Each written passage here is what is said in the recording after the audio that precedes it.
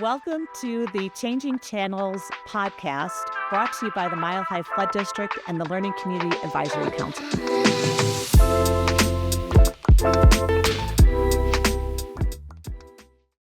Well, welcome to episode 5 of the podcast Changing Channels, put on by the Learning Community Advisory Council by the Mile High Flood District. I'm Dave Skuodas, and I'm here with Dave Bennetts, and we're going to talk about some reflections on, we won't put a number on it, but a long career, very long career in the industry, yes. and what sorts of reflections you have on, and looking back at the time you've been in the industry, what's changed, what hasn't, what sort of things really stood out to you.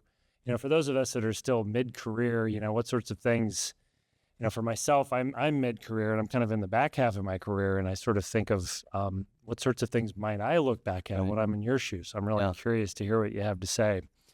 But so we're here with Dave Bennetts, if I didn't say that already. But the question we're going to start with is how you got your first job at the district, what sort of work you did, who you worked with, and any memories about that. Okay. I started here as a student intern working for the newly established maintenance program. So I started in 1981. I was a civil engineering student at CU Denver, and they needed interns. So the program was just up and getting. They didn't have any staff. So I was hired to kind of help get that going. There was a couple of full-time staff. Steve Hogeboom was the director of the program at the time, great manager, and they hired 5 students to kind of get the program up and running. 3 of them worked on the maintenance program, and 2 of them worked on the capital program. So I was one of 5 students hired to kind of get the program up and running. One of the other people, coincidentally, I was hired with was Joe Williams. So Joe Williams was hired at the same time in 1981. So Joe and I go way back. He spent some time at Littleton, but certainly he's here now. So Joe and I have spent a long time together. So really our job at the time was to kind of get the program up and running. We had 5 drainage ways when the routine maintenance program started, and we had to figure out how to maintain them. Can you remember which 5? It was Sanderson Gulch, Cherry Creek, Weir Gulch, Niver Creek, and I believe Goldsmith Gulch were the 5. So those were the 5 we were managing at the time. And so we basically had to figure out everything on how to do it. So how to measure, how to deliver the work. So that was all part of the job at the time. And how much of it was, what does maintenance mean for us? Was that part of it? I mean, I know you were an intern, but like how defined was that, or how much were you helping figure out what it should even mean to begin with? We just had this tremendous network of neglected drainage ways in the Denver metropolitan area. Everything was a dumping ground. They were overgrown. They were full of trash. Every time it rained, all of this plugged up the culverts and things like that. So the idea was basically primarily to pick the trash out of them was the number one thing we did. And then as we got into it a little bit further, we figured out we needed to mow them as well. So, you know, how do you pay a contractor to pick up trash? And when we first started, we'd go out, look at a mess, and contractor would say $5,000 to pick it up. And we'd say, oh, that sounds good. And we would just do it. And, you know, quickly we realized we need to come up with a better system. So how do we measure this? How do we rate this? Sometimes it was easier, sometimes it was harder. We developed a whole drainage way rating system, you know, a 2.5 versus a 3.4. You paid more for 3.4. Tell me more about that rating system. We measured by the length, the slope, the access to the site. Some areas there were no trails and it was all hand carry. That was a higher difficulty. Some there was a trail right beside the debris, so you just reach down and pick it up. So we came up with the rating system, how far they had to pull it, that type of thing. So, and was this all like low bid at the time? It was all low bid. Everything was done by low bid. I mean, the first couple of years, it was just whoever we could get to do the work, we just paid them. Then we got to a bidding system because we were paying very high prices. Did you start following like garbage trucks or trucks with branches in the back down the road to see where they're coming from? Like, hey, you want to come do some of that for us? We started with landscape contractors, and that's really who first started doing it. So I don't know how we really got some of these guys to get going, but we started with landscape contractors. Okay. So then you're an intern. How long were you an intern for? And then eventually that transitioned into a full-time job, right? Yeah, so I was an intern for about 2 years, and then I was hired full-time to run the routine maintenance or be part of the routine maintenance program. And I was hired as a field maintenance supervisor at the time. So, Okay. yeah. All right. And who was your boss? It was still Steve Hogeboom at the time. He hired me full-time shortly after Mark Hunter. Steve Hogeboom left, and Mark Hunter became the manager of the program. Oh, okay. So then you worked mostly with Mark. Yeah. Okay. Yeah. Okay. So then so that was like a starting point. And then you had quite the journey through different job titles and roles at the district over the years. Maybe highlight a few that come to mind. Yeah, so I've had really 8 different job titles at the district, which seems like a lot now that I look back on it, and I had to go back and look at all of them, but it was just evolving up through the system. I started as a field maintenance supervisor, then I got my engineering degree, passed my EIT, which is an FE now, and became a project engineer. Once I passed my PE and met the experience requirement, I became a senior project engineer. Then I became the assistant manager of the program. Then I became the manager. So I just kind of worked my way up through. And after 2017, I kind of left design and construction and started doing other things. Operations and development, I managed that for maybe 5 years. And then I moved into my current role as Director of Government Relations. So how long was the period between being a senior project engineer and becoming an assistant DCM manager? Was that, how long a period would you recall that being? Easily 10, 12 years. 10, 12 years. Yeah. That's one of the things I often reflect upon, in that we have a small organization, and, sort of how you can stay in the same job title, at least, Right. For, a fairly long period of time. But maybe speak to, even if you have the same job title for a period of time, because we're small and nimble, and we have a lot of empowerment to do things beyond just the simple description of the job to be done, like how you find fulfillment even in the same job for 10 or 12 years. Right. It was certainly, I guess, frustrating at the time to what I felt pigeonholed at the time, but I was just doing the same thing time after again. But I think I always took interest in improving the processes we were involved in, improving the techniques. We learned very early on in the maintenance program that concrete and rock did not solve all problems. In fact, it created many others associated with it. But at the time, factors of safety, and we had to be sure we concreted everything. And I think working in maintaining structures like that quickly taught us that wasn't the be-all, end-all. And so how could we find maybe softer, more adaptable approaches is something we really focused on. And so I always tried to experiment with one new thing on every one of the projects I did. I mean, I was doing maybe 20, 30 projects a year for 10, 15 years. That's a lot of projects. I always tried to incorporate something new in each project, whether it was a small process, a different product, whatever. But we started experimenting with soil wrap lifts and different ways, fabric and revegetation processes. At the time, we didn't have any revegetation guidelines. We were following Soil Conservation Service seed mixes, so that wasn't serving us well. So I hired a consultant who developed standard seed mixes for the district, which eventually made their way into the criteria manual. And then seed mixes weren't enough, so we developed a process for how to till the soil and how to really manage that. None of that, we didn't have any of that. So I focused myself on other parts of the process and trying to find improvements here and there. So, I always found interest in that and just, always I was given the latitude to try new things. So Yeah, that's great. So you found over time that only having engineers at the table probably wasn't quite cutting it. Were there any other non-engineers that come to mind that were particularly helpful in sort of developing some of these softer vegetative approaches, or proving that some plants are going to help and it doesn't have to all be rock and concrete?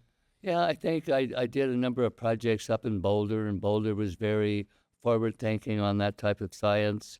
I also had worked with Mary Powell for, I can't even think how many years. Mary Powell was very helpful early on in helping us think differently about how we do things, better approaches, different ways to manage things. So I think I met people along the way, which kind of fed that a bit. I tried to attend conferences where they talked about different things. I attended a conference in, I think it was Pittsburgh, about soil bioengineering techniques they'd used in Atlanta, and we did a big project with that. And some of them failed horribly, some of them were a great success, but it was just trying to learn and implement different ways to do things. Yeah, no, that's great. And you also had a pretty big role for a period of time at CASFM. I remember you were the chair of CASFM for a period of time, and I'm Yes. curious, like, any reflections on how long you were really involved in CASFM and maybe what that meant to you as well. I was involved, CASFM is, a very important organization for us. I started out guiding field trips, bike trips. I did that for a couple of years and then just kind of moved up through CASFM, different roles. I met myself and another person managed the conference for a number of years where we did all the planning, all the notebooks, all the speakers. We organized all of that. And eventually I became an officer, and I was the chair of CASFM for 2 years. So it was a great time. We were doing a lot of great things back then. And just being involved with the community, it really helped me build relationships and see what others were doing. So it was good at that time. How many people would go to the conference in like the 80s or 90s? I don't know how big they are now because I haven't been a while, but it was several hundred folks. Oh, in the 80s or 90s, Yeah. you'd get a few hundred? Yeah. Yeah, gosh, I think they're up to 500 or 600 now. Yeah. Yeah. Yeah. But wouldn't have got there before Yeah. the work that happened. Yeah. So we started outgrowing conference facilities. Snowmass was one that I loved going to, but we outgrew that one very quickly. So Yeah, that's too bad. I remember Yeah. going to Snowmass. That was pretty awesome. yeah.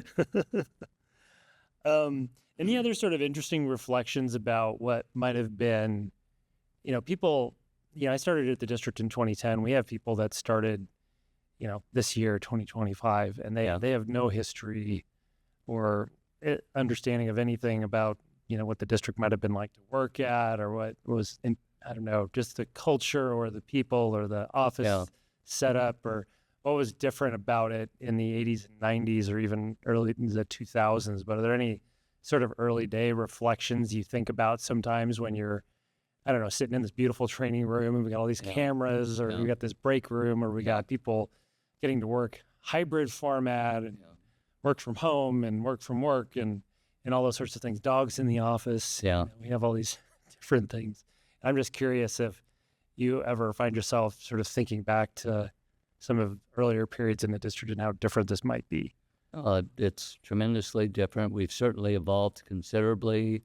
We didn't have computers when I first started. We had calculators.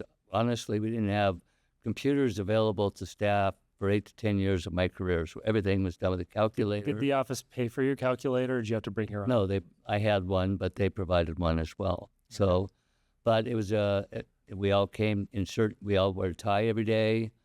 But, back then we were a very siloed organization. We had planning and design and construction and floodplain management, and nobody colored outside the lines. There wasn't much cross-pollination. So you pretty much had to stay within your lane.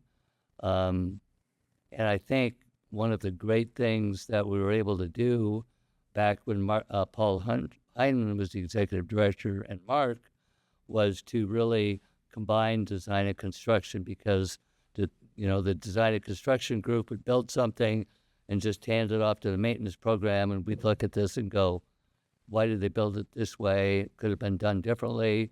So really tying those two together was a really breaking down of a barrier and trying to tie us together a little bit better. And we're a very cross-pollinated organization now, but we weren't then. It took a long time to get past that.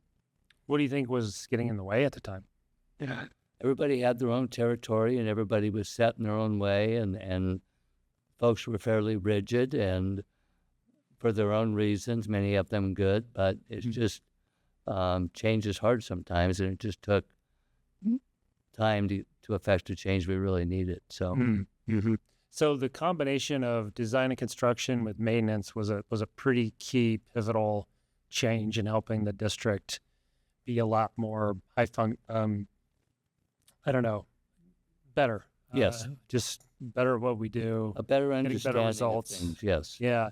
Are there other sort of key changes or pivots in the organization's history that might, other ones that might come to mind? I mean, like the 7G in 2018, of course, is a big one for our funding. But Yeah, the 7G was a big one. Most of my early career, we were under Tabor, and so every year we almost had less money to work with than the year before. So it was really ratcheting down what we were able to do. I was able to be involved in the effort to debruce and kind of manage that from our end of it, and it was pretty exciting, doing TV commercials and radio spots and all kinds of stuff we had never done in the past to really affect the change and to restore our funding basically to the level we really needed at the time. So yeah, any other sort of really distinct, like, oh, that turned out to be great, so impactful on improving what we're doing? Any other ones come to mind? I guess that's the one I can really think about right now is the additional funding. And it's just the continued evolution of the organization. I mean, we would see planning documents that would have very tired old numbers that weren't anywhere close to being accurate about what it cost to build this. And we'd see floodplain maps. So really just the organization breaking down barriers and breaking down silos was tremendously impactful for us as we went through the years. And we always got better. We got a better understanding. We worked much better together. I think that's really the biggest thing that comes to mind. Sure. Yeah. Sure. And we've always had a really symbiotic relationship with private industry and consultants, Right. contractors, and things like that. And that's been my experience as I've been there the last 15 years. Would you say that's always been the case, or did that improve over the years or change over the years, that relationship with the private industry? Well, I think, initially the private industry was always, them against us. It was always kind of that, especially with contractors. When I first started, we low bid everything, and then we're constantly managing poor performance in the field and a inferior quality product. And that just led to a constant battle in the field to get things done. And we used to have tremendous, challenges getting that done. We sometimes just wait till the contractor left the site and then go back and have to hire somebody else to fix it because it was low bid and they delivered what they thought they needed to. So the relationship with contractors has evolved considerably. Laura led a great effort, Project Partners, where she was the assistant director of maintenance program and really transformed that and put a better process in place. And I think our relationships with contractors really evolved quite a bit. We would hire them for each job. They never knew how much work they were going to have, where their next job was coming from. They would have to interview for every job, and they would spend so much money trying to win the job and then not get it. And so really our relationship with the consultants evolved quite a bit over the time as well, by giving them long-term contracts. It was still a QBC process, but we eliminated costs from the equation. So Yeah. Are there any retiree consultants or contractors that really had a big impact on you or your career that you learned from a lot, or that you had special memories with? I've worked with some truly amazing engineers. They had the firm Wright McLaughlin at the time, and they just had 10 or 15 amazing engineers that went on to have their own careers. So I worked a lot with those guys. Bill Taggart, I learned so much from that guy. He was incredibly intelligent and very detailed. Rick McLaughlin. I worked a lot with Doug Williams from Icon. We did so many projects together, and we just had a great rapport. It was very easy. He wanted to try new things as well, and so just, along the way, you get to work with so many great people. So many of them became great friends just because we had such a close relationship. So, developing a better process to work together really freed us up to be a lot more creative and better deliver work, I think. It freed you up Yeah. to make those better connections possible. Yeah, that in the low bid environment, that just always made it hard. Or harder. Not impossible, but harder. Sometimes we'd select a consultant and they'd give us their fee, and we'd say, oh, we can't pay that. And they'd have to either cut it or not take the work. And that's really was counterintuitive or counterproductive for where we were trying to head. Going on the cheap one. Trying to sort of talk them down on exactly. pricing at any time. Yeah, that's hard. So if you were to be able to tell your younger self on your first day at the district a piece of advice or something that you think your younger self would be beneficial to hear, is there anything that comes to mind for you with that? I would tell myself to basically be patient. I was hired at a time of great change, and so we were moving and shaking and making things happen and getting this done and getting that done. And after a few years of that, it just kind of stopped, and I got kind of frustrated. There were still improvements to be made, things I see that we needed to do. In fairness, I think I became frustrated with that. But, in hindsight, looking back, we really needed these new processes, new procedures to gel, to fully, prove themselves over the long term. So you don't just constantly make change. You have to see how things work first to see what adjustments need to be made. So I think I was impatient with that initially. In hindsight, it made sense at the time. So I guess being patient, sometimes I can be impatient. So yeah, patience. Yeah.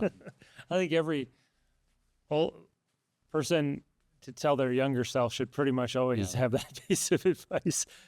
Yeah, why don't they do that? Yeah. Yeah. I want it now. Yeah. I want it yesterday. Yeah. Yeah. So I was talking to Scott Tucker recently, and he was sort of reflecting upon an experience that went a little sideways for us that sounds like you were pretty involved in, where we were getting basically taken to court by the EPA, if that's right. Maybe you could share what you learned about that situation, how it was handled, how it was navigated, and how that maybe equipped you going forward. And I mean, 'cause I'm sure that was really stressful at the time, but then some experiences are good to have had in the past, because in the future you have this thing you can draw from, if assuming everybody's still gainfully employed and has their job still and everything. It's like, okay, all right, I know not to do that again, or if the same thing comes up.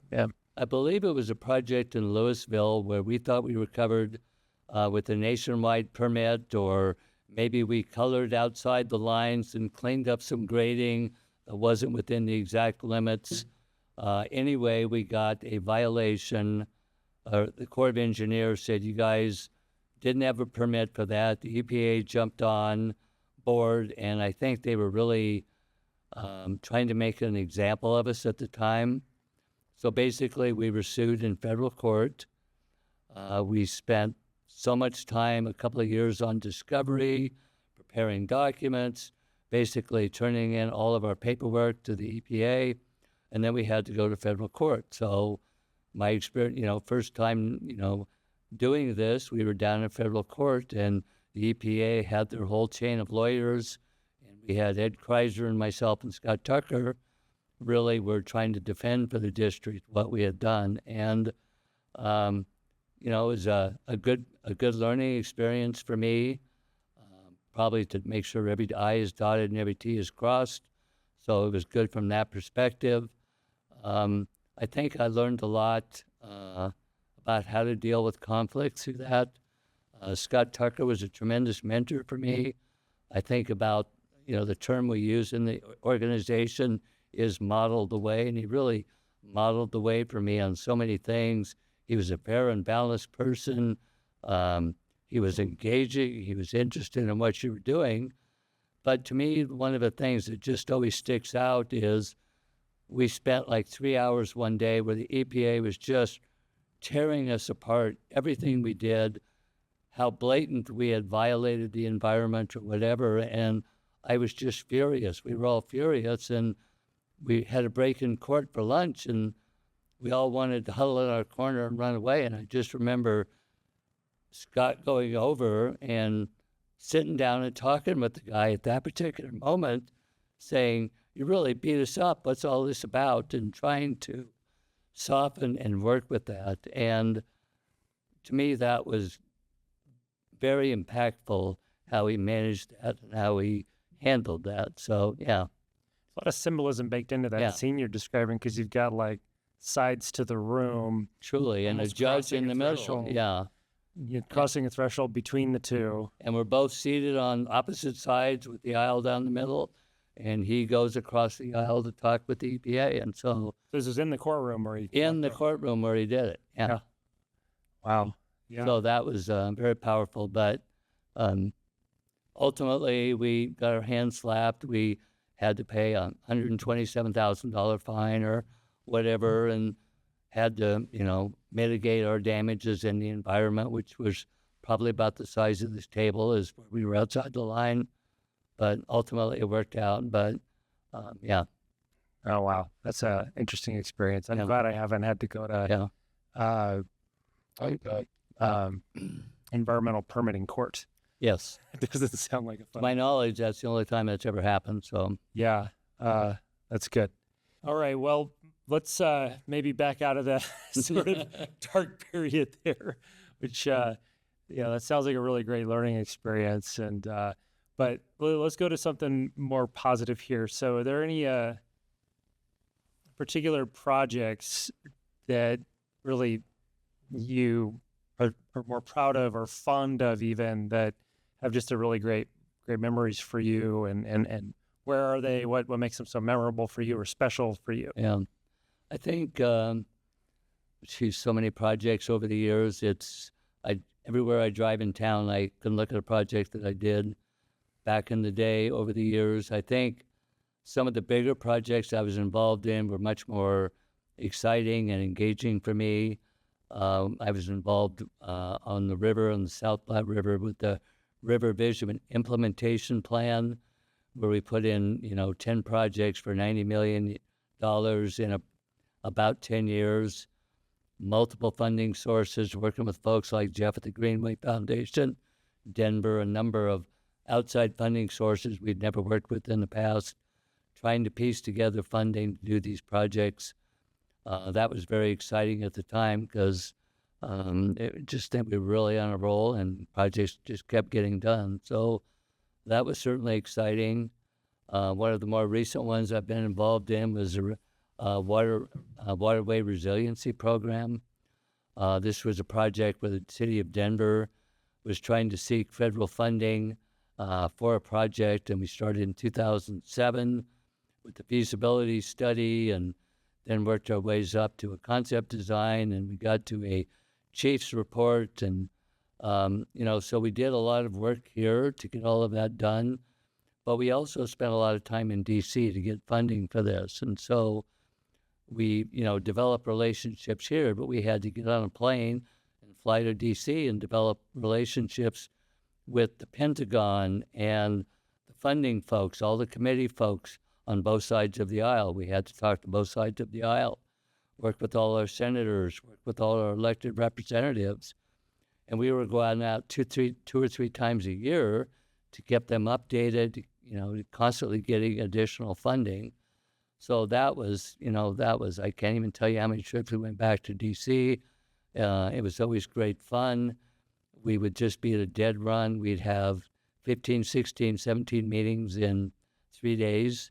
So you were just on a dead run. Some of the meetings were an hour. Some of them were 10 minutes. So you were just always on a run to keep folks updated. Ultimately, we were successful. Congress authorized the Chiefs report, I believe, in 2020. And in 2022, we got money for the project, $350 million. So being involved in such a long-term effort was very exciting for me. I'd never done anything like that before. Again, working with the Greenway Foundation and folks I'd never worked with in the past, meeting all of the electeds, getting to know them on a personal basis was very rewarding. Now we're putting projects in the ground. Gulch Reach 1 is going in the ground right now. I'm very excited about that. Yep. So I'm anxious to see future phases of the project be done in the future years. And, we're sitting in this beautiful building. Probably the capstone project for me is really being involved in this. The district bought this building and pretty much just handed it to me. And we completely scraped the inside of the building and rebuilt it to fit our needs. And to be involved in something like that I'd never done before, hiring different types of engineers, working with designers and architects and things like that to develop our future home is really incredibly rewarding for me. And so every time I'm in here, I think about, well, we should have done that a little bit differently or whatever, but what a beautiful place for us moving forward. So yeah, this place is great. Yeah, this place is great. And we're still figuring out the Christmas decorations, but we definitely kicked it up a notch this year. Yeah. As can see in the background here and everything. It was a lot of fun for staff to decorate together. I'm not sure what the heck we would have decorated in the old office. Maybe there was a tree in the lobby, but yeah, it was just kind of a maze. So even if you decorated somewhere, you couldn't see it unless you were like standing 5 feet in front of it. Yeah. Whereas here you can kind of see things from a little further away. Yeah, that's nice. And then, we're moving forward. The district is moving forward with rethinking the outside of the building, something I always wanted to get to. I know you're going to guide that moving forward. So I'm very excited to see what you come up with and how all of that turns out. And that'll be critical as well. So yeah, no pressure. Yeah. No pressure. Don't screw it up. It'll be fine. It's all going to be fine. It's all going to be fine. Let's see here. Some other questions that come to mind. How has the industry changed since you started, and what are some things that have not changed since you started? Well, you can't talk about the industry without talking about technology, and I always sound like a dinosaur when I say we didn't have computers, but we didn't have computers. And, we would have to dictate letters and have them typed, and they would use, we had to run blue lines, and everything was done by hand. And so, we used to run hydraulic models, and it was punch cards, and they got out of order. The whole thing was screwed up, and now you can sit on your desktop and run an incredibly accurate hydraulic model at the push of a button and have results in a couple of minutes. Sometimes it would take days to get the results from the model, and then you'd have to go back and tweak it. So technology, and now we have AI, which is shaping everything. And so I think one of the challenges moving ahead is how do we use this results of this new technology, and how does judgment come in? How do we use that? Do you just take what you got? There has to be a trained eye looking at this and really judging how these new tools are used effectively and correctly, because it's easy just to rely on them. Mm-hmm. So I think technology is the big thing I see that has really changed. We've talked about it forever, but the things that really hasn't changed is the importance of relationships, personal relationships with folks in it. You develop those slowly, you develop them over time. You work with folks, you develop a relationship. You're constantly putting deposits in the bank. Sometimes things go south and you have to make a withdrawal, but really the importance of relationships, developing them, maintaining them is just so critical in our industry.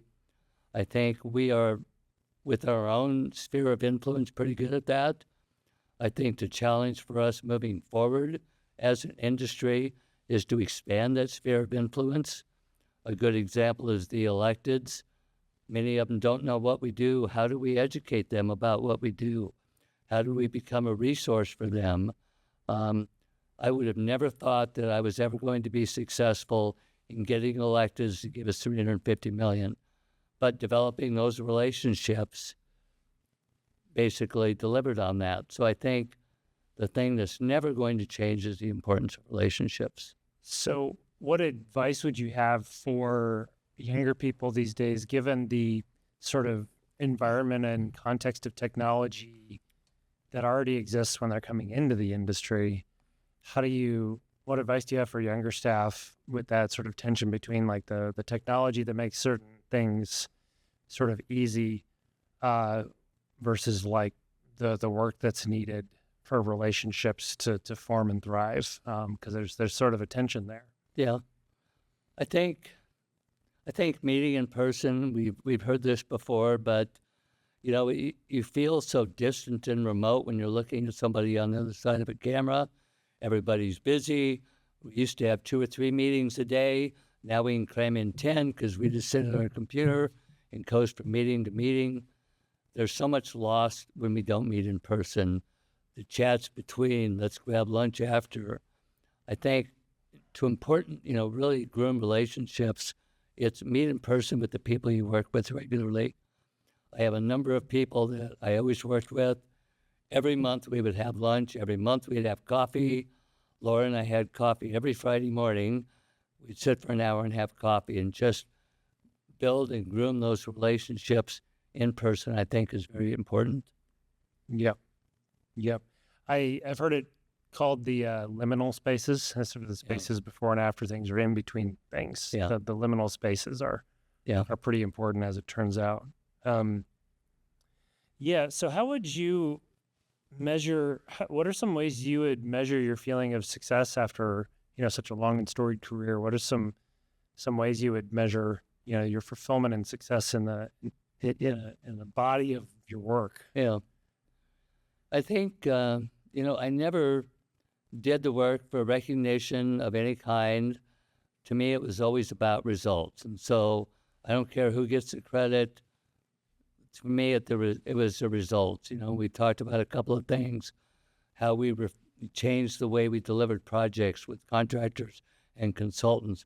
Having a hand in that, for me, is a tremendous success. You don't need a blue ribbon for that. It's what we're supposed to be doing. And so to me, it's always been about relationships, and I always measured my success in the relationships, the way we changed the industry. I mean, the district's had a tremendous role in shaping the industry, and we lead so many things, and having a hand and having a role in that was all that I ever really wanted or really needed for me to feel successful. So the relationships and the results. Yeah. Really, it's just about results for me. It's always been. So yeah. No, that's great. I can appreciate that so much. And that's one of the beauties of the work we get to do, especially in design and construction, is we get to build physical things that we can walk around and look at and see and drive by when we're done, and then they ideally age well. But that leads into another question that just came to mind, which is, a mark of having been at the district long enough is that you end up needing to go and fix something at a project of your own someday. And if you ever had to do that, any come to mind with that? Oh, I've had some spectacular failures that needed to be corrected over the years. I didn't pay enough attention to the grout corners, and a drop gets in round. Probably the most spectacular failure I had is when I convinced my boss that we didn't need rock on Cherry Creek, and we could just, support the banks with, fabric. And so we did like 1,500 feet of fabric-lined channel. I think it would have worked had we not correctly calculated the scour, and the scour in the sand bed channel goes much deeper and acts much differently than what we had assumed. So we did this project. It was highly visible. We had trucks plugging up Spear Boulevard. Everybody was looking down on the work we were doing. What are they doing in there? And we had one good storm, and it all failed. All the fabric washed off. It was all stuck all over the bridges. It was on the paper. Scott Tucker had to go down and stand there and look at it and talk to the reporters about what we did wrong. And so I've had, that's a spectacular failure that was in the paper. So, but you always learn from your mistakes. And I was given the grace to try again and do it better next time. And so there was never that you're in trouble now type of thing, even though you felt that about yourself. So, okay. Yeah, so I've had to made some fixes along the way. So sounds like you have a little grudge, though. Like, yeah. It could have worked. If I would have had a geomorphologist on board at the time, which we didn't, that would have been helpful to maybe figure that out. So never the right help. Yeah, back then it was very cookbook. We followed the criteria manual and we did it a certain way, and we didn't really think outside the box. So that's where some expansive thinking would have helped us a little bit more. Yeah. No, that's interesting, because the criteria is hugely valuable for, ensuring that we have kind of a foundation of sort of technical competence and wherewithal. Yes. But I've found that when we work with the experts in the industry, they're not tending to rely on the criteria to know how to go about the design work. So maybe can you speak to sort of that difference between, just following the criteria like a cookbook versus, allowing the engineers to cook, like chefs, if you will, and not even just the engineers, but the whole design team. Yeah, I think, really expanding the design team, bringing in landscape architects, bringing in folks that understood plant material, what it could do, what it couldn't do, being willing to try new products was really critical for us. But I think I realized that you couldn't just go by the minimum standards on everything and you'd be fine, because you really wouldn't. So some actual judgment was needed. And, also the criteria has changed over time. We learned some things work better than others. Criteria is always changing based on what we're learning. So feeding back our failures into the criteria and help shape that criteria is another one of the barriers we really broke down is, seed mixes. We introduced seed mixes into the criteria. Yeah. We introduced riprap mixes, how we shaped that, soil riprap, void fill riprap, all those things we tried in the field and then got implemented in the criteria manual to really give us better, more well-rounded tools to work with. So the effective use of fabric along a sand system like Cherry Creek, thank you. We learned. You can't rely on that solely, yes. We got some do's and don'ts out of that, for sure. Yes. I'm sure. Yeah. Very good. Well, I'm trying to think of other questions that I haven't had listed here, and I know you put some thought into this interview before we scheduled it, so I'm curious if there are any things that come to mind for you that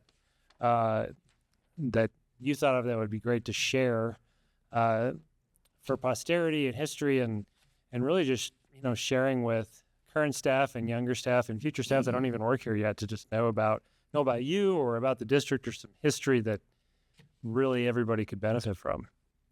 I guess what I would say is thinking about younger staff as they move ahead. I've already talked about patience and perseverance, the importance of that. I think it's easier for younger staff to want to try new ideas and be frustrated by the pace of change. I think the district has evolved enough that we're giving folks more latitude to try new things. We actually encourage that. When I first started, failure was not an option, and now we're allowing folks to fail and to learn from that, learn in a controlled way, and always learn that. So I think being willing to try new things, patience and perseverance I mentioned, flexibility, being flexible on things. I've had 8 different job titles. I would have never thought I would have ended up doing some things I ended up doing, but being flexible, this is a need we have you to fill. Certainly, I was willing to do that. Flexibility, I think, is a big part of that. And then just being willing to try new things. Don't be discouraged to try new things. So Yeah, that's great. Maybe you could expound upon the special role of timing in things, because I find timing interesting. That's not, some timing can be predictable, but when it comes to like your career paths, a lot of that's not in your control. yeah, it's not. It's just opportunities present themselves. And I have been at the district for a very long time. I had opportunities along the way to pursue other opportunities, and I always gave those a long, hard consideration. I guess what kept me here is I really had great relationships with the people I worked with. I believed in the work. I believed in the mission of a district.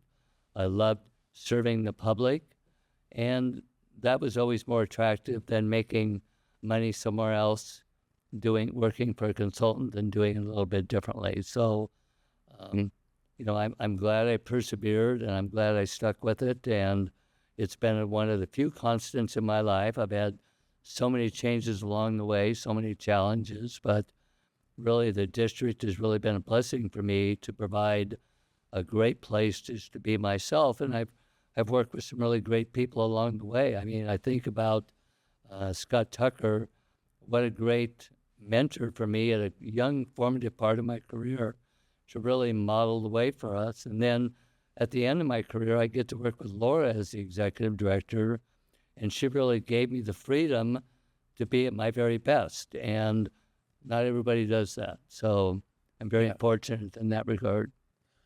Maybe you speak to, Laura's 20 years your junior, and I think it's very poignant to me that how supportive you were of her becoming an executive director, because somebody at your stage of career could take more of a competitive attitude about that, or no, it's my turn, that sort of thing. And I've always sort of been struck by the attitude you've taken about that. Yeah.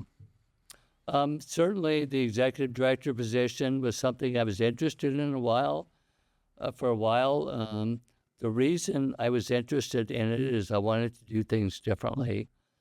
And when Ken left and Laura was a great candidate, I knew Laura would do things differently. And so I was incredibly supportive of her. Anybody that knows Laura knows what a tremendous leader she is. She was on her path to the top, very early on. She managed, took over the DCM program and really managed that for a while. So she's proven herself time and again. And so I was always very supportive of her finding a way to the top, because I knew she was the best choice for the organization, much more so than myself or other folks. Yeah. So it wasn't really about yourself. No, it was about myself. It was about doing things differently, not being so regimented, trusting your senior staff to offer guidance on things, which wasn't always the case. So Laura's been very open to that, and that's all I ever wanted. No, that's great. Yeah. That's great.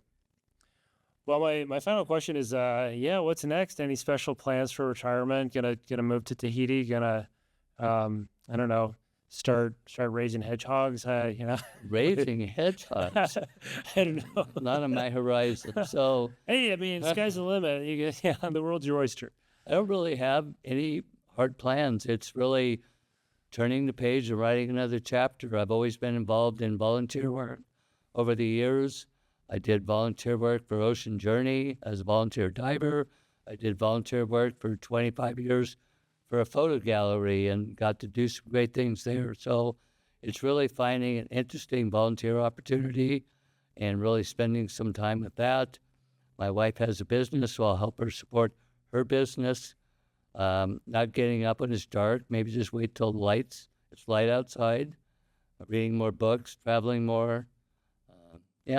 So I don't really know.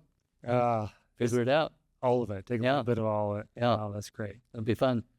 Well, thank you so much for being on this podcast, because I think it's just such a wonderful opportunity for somebody that had such a long career in the district to sort of capture your reflections and some of the stories. And I know on this conversation, I worked with you for 15 years, and I heard a story I hadn't heard before or two in this conversation. Good. So I think it just is going to do such wonderful things to pay it forward to the up and coming folks in the industry. And Yeah, I appreciate it. 44 years counting the internship. Yeah, 44 years. Yeah. 44 years counting the internship. So I'm going to just give you a little silent clap so I don't overwhelm the microphone. I appreciate that. So it's been a ride, and I've enjoyed every step of it.